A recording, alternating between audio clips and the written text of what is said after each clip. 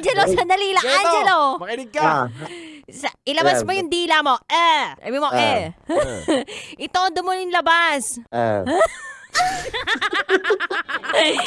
Pinagpalit ka ng first girlfriend mo o ex-girlfriend mo sa May trabaho. may trabaho. Palagay mo, bakit kanya hiniwalayan? Ano, siguro mas pogi yung pinalit sa akin. Saka may trabaho din.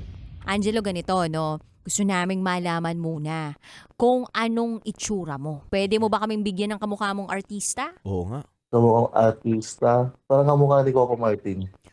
Sir, tapos na po. Coco Martin! Sigurado ka, hindi lang Coco ni Coco Martin? Oh, yummy. Yung pinalit sa'yo ng girlfriend mo o ex-girlfriend mo? Siguro malala yung Alden Richard. Alden Richard? Oo naman, talaga naman. Mahal mo ba yung ex mo? Siguro ko sa percentage, sa 30%. 30%? Baba na, no? Baba na. Bakit? Masarap ba? Masarap? Performance. Anong masarap? Masarap? Magaling sa performance. Uy! Anong lasa? Matamis. Nga, hindi mo makakalimutan na ginawa niya sa'yo? Magaling. Paano magaling?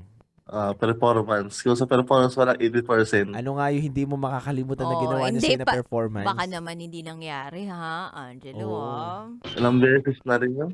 Ano nga ginawa? Medyo parang kumain ng saging. Okay, magaling kumain. Ginalingan. Ginaling. Binalatan. Malaki ba? Baka mamaya saba lang. Jutay naman.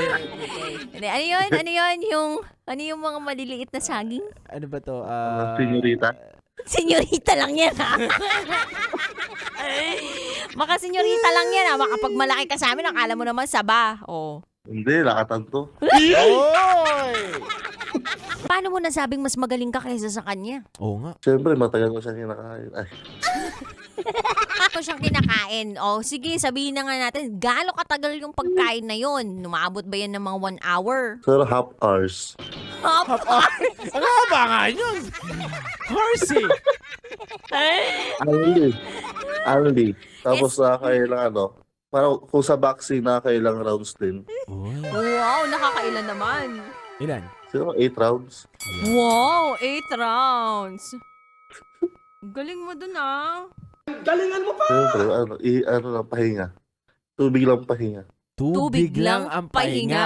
Bago yun, partner. Oo nga. Hindi dighay ang pahinga, kundi tubig lang ang pahinga. In fairness naman sa'yo, Angelo, ha? Siguro dun sa ex ko, kung nakikinig man yan, ingat lang siya, tapos sana hindi siya saktan ng pinalit niya sa akin. Yun. Ingat lang siya. At sana hindi siya saktan.